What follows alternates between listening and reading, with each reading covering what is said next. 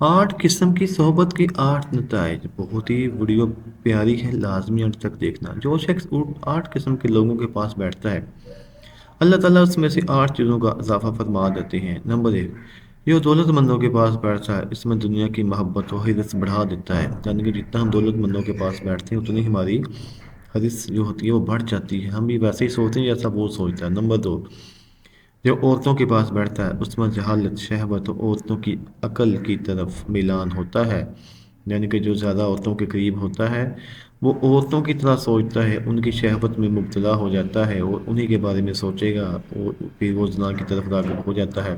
Number تین، جو فقراء کے پاس بیٹھتا ہے اللہ تعالیٰ اس میں شکر اور اپنی تقسیم پر رضامندی کا اضافہ فرما دیتے ہیں۔